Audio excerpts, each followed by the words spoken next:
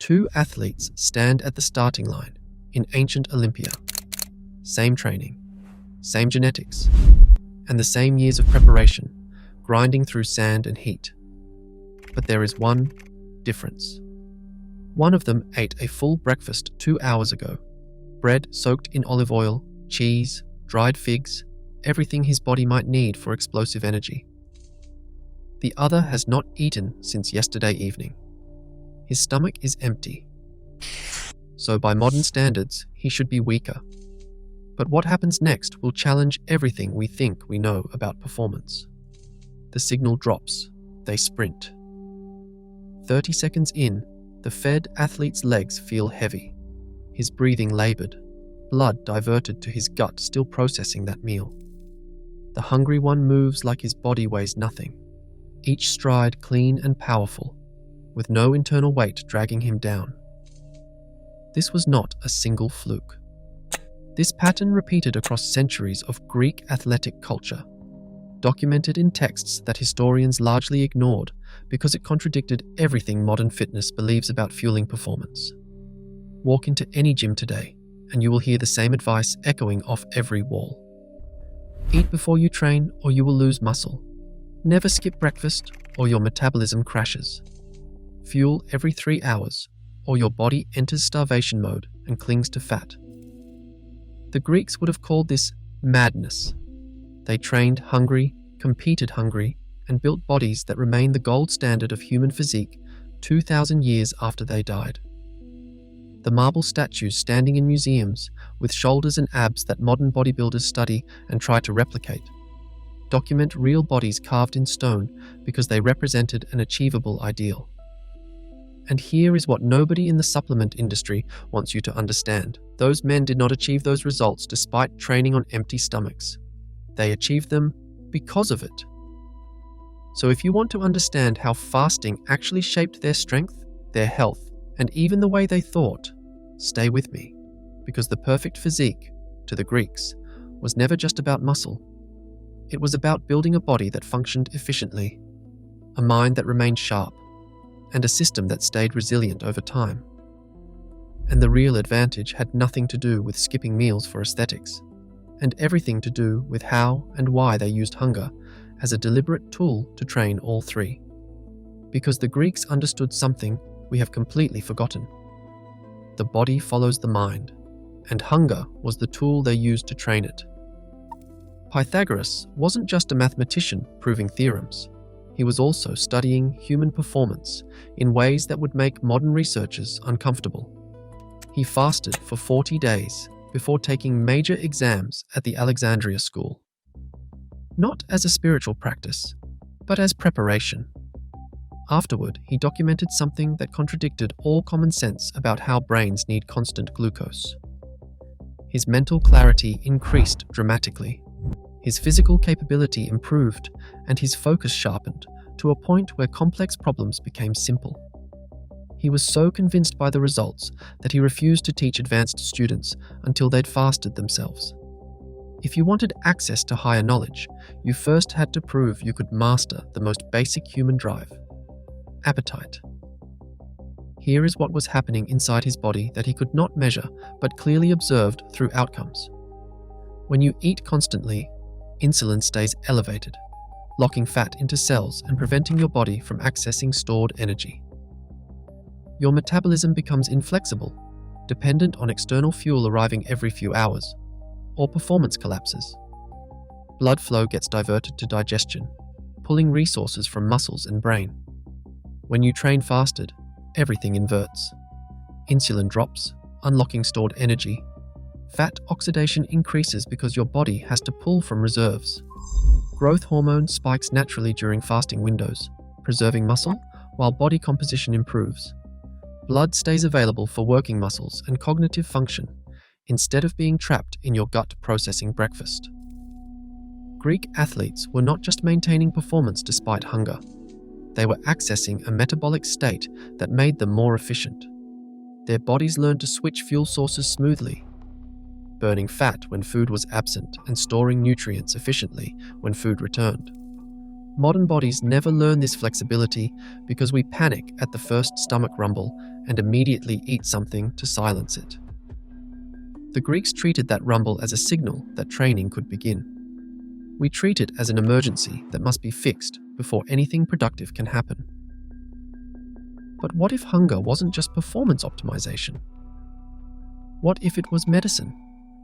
Because peak performance means nothing if the body is quietly breaking down. And that's something the Greeks understood perfectly. Strength and clarity were useless without health. And that's where fasting became something far more radical. Hippocrates watched patients die while being force-fed by well-meaning families. He documented something that contradicted every instinct about caring for the sick. He concluded this: to eat when you are sick is to feed your illness. This was not a radical opinion formed in isolation. It emerged from a pattern that Greek physicians had been quietly observing for years. When serious illness struck, appetite did not increase, it disappeared.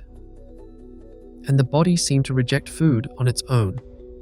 Instead of fighting that response, they began asking a different question. What if the loss of appetite was not a malfunction, but a signal? And so, rather than overriding it, they sometimes reinforced it. Fasting became a therapeutic intervention grounded not in theory, but in careful observation of how the body naturally responded to disease. Their logic was direct. Disease represented imbalance, and digestion required massive energy.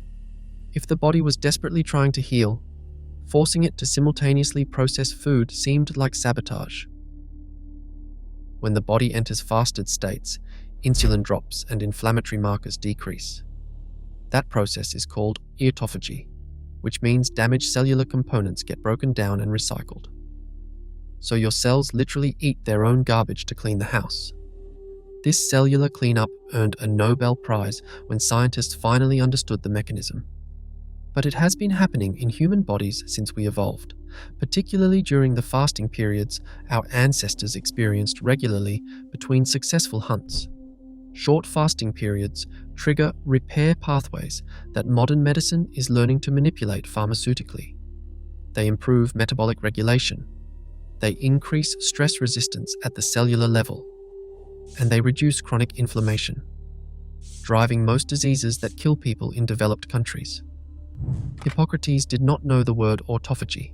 He just knew that periodic food restriction often improved outcomes in ways that constant feeding did not.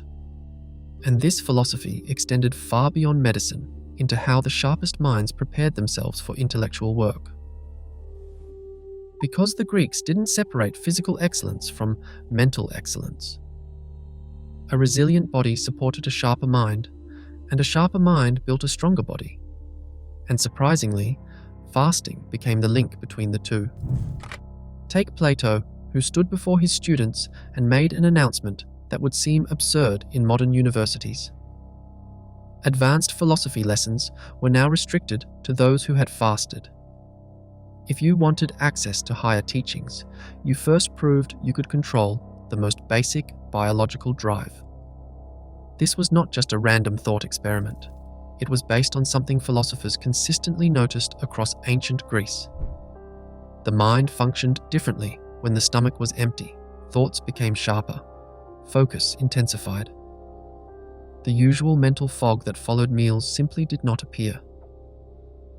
Modern neuroscience offers explanations they could not articulate, but clearly experienced. During fasting, the body produces ketones as alternative brain fuel. These molecules cross the blood-brain barrier and may enhance cognitive function in ways glucose cannot match. Research links fasting to increases in brain-derived neurotrophic factor, a protein that helps your brain form new neural connections and learn more effectively. Your brain literally becomes more capable of complex thought during fasted states. In temples dedicated to Asclepius, god of healing, priests required fasting before ritual practices. Purification meant temporary abstinence from food, sex, and activities that scattered attention. The goal was internal clarity, removing anything that might interfere with perception and judgment. the underlying belief was simple. If you cannot control appetite, you cannot control anything else. Mastery begins with the most basic urges.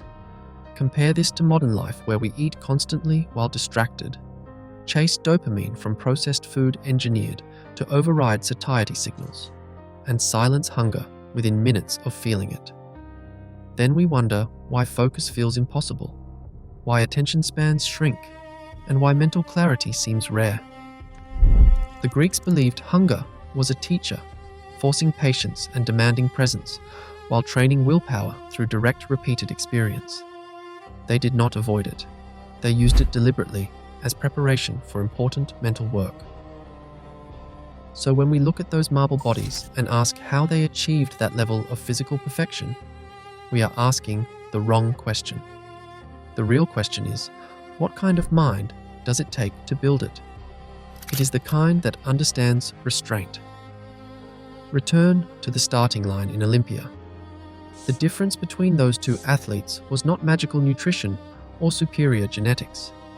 It was metabolic flexibility, mental clarity, and the quiet advantage of a body that knew how to function without constant supply. But that advantage did not stop at performance. Fasting reinforced the body by improving efficiency and reducing unnecessary strain. It reinforced health by allowing repair mechanisms to activate instead of forcing constant digestion.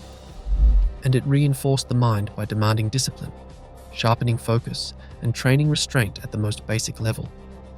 The physique the Greeks built was not just muscle wrapped around bone. It was the visible result of an internal system working in harmony, a resilient body, a clear mind, and a metabolism adapted to rhythm rather than excess. The secret was never exotic ingredients or superior knowledge. It was their relationship with hunger itself. They understood that the body follows the mind, and that the mind grows stronger each time it refuses to obey impulse. Strength, for them, was not built through constant accumulation. It was built through rhythm, recovery, and restraint. And that is the secret.